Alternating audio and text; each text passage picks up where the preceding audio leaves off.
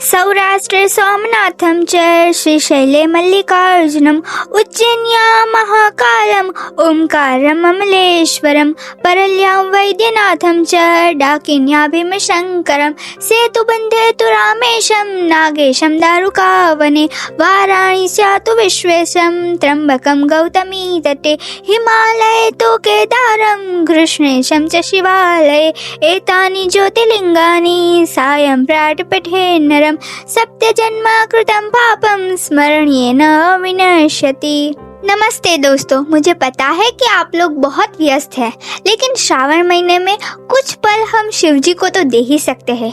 इसीलिए बिना विलंब मैं लेकर आई हूँ सोमनाथ का इतिहास आपके लिए। भारत भूमि संतों, तपस्वियों और देवों की भूमि रही है।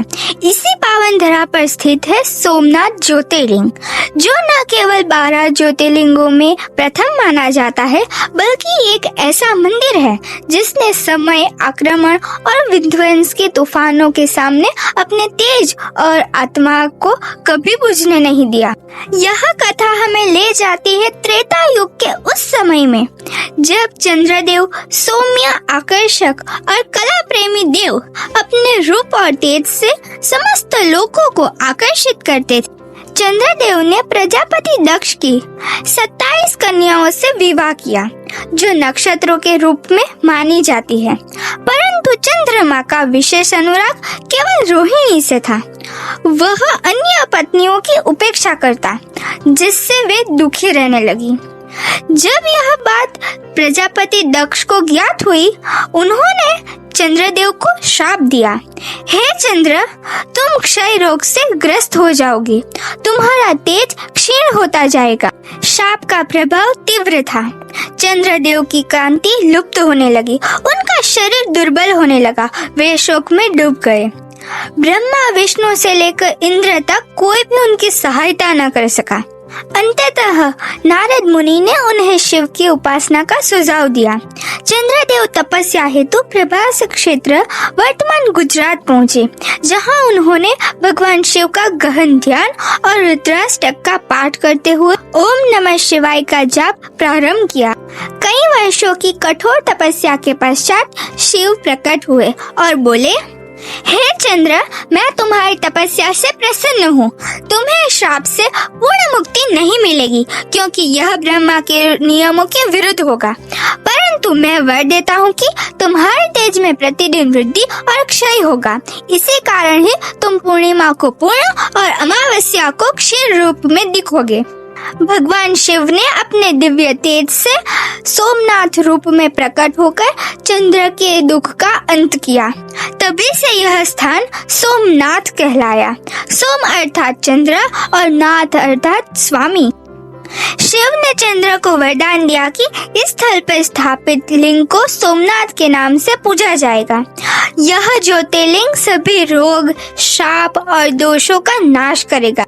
कहते हैं कि जब यह ज्योतिर्लिंग पहली बार प्रकट हुआ तो ब्रह्मा ने इसका अभिषेक किया, विष्णु ने इसकी पूजा की और इंद्र ने इसकी रक्षा का वचन दिया। चंद्रदेव ने यहाँ एक भव्य मंदिर का निर्माण करवाया, जो स्वर्ण से निर्मित था और आकाश तक ऊंचा था। यही वही मंदिर था जिसने कई बार विध्वंस झेला, परंतु फिर भी हर बार पुनः उठ खड़ा हुआ।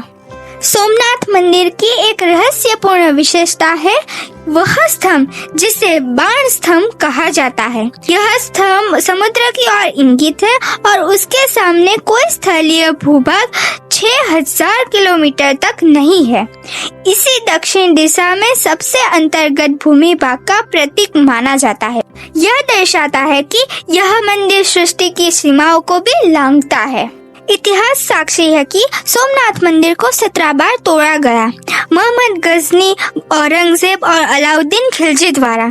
उन्होंने इसकी संपत्ति लूटी, शिवलिंग को खंडित किया और इसे विध्वंस करने का प्रयास किया।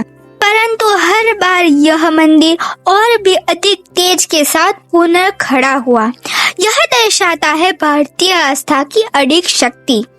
अंतिम बार जब यह मंदिर गिराया गया तब सरदार वल्लभ भाई पटेल ने आजादी के बाद इसकी पुनर्स्थापना का बीड़ा उठाया।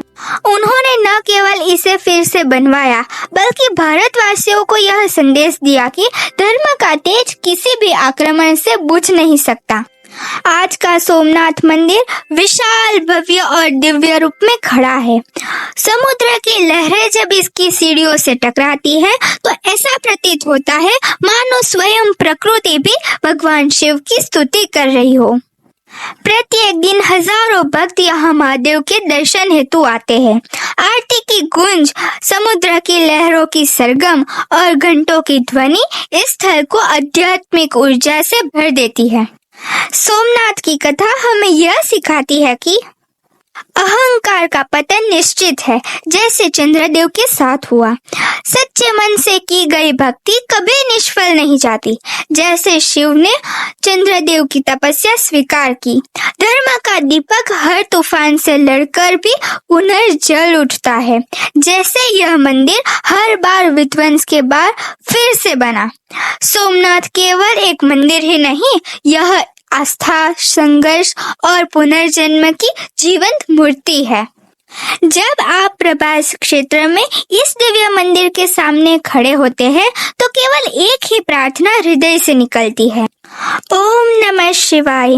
हे शिव, जैसे आपने चंद्रदेव के अंधकार को मिटाया, वैसे ही हमारे जीवन में भी अज्ञान, मोह और अहंकार का नाश करें।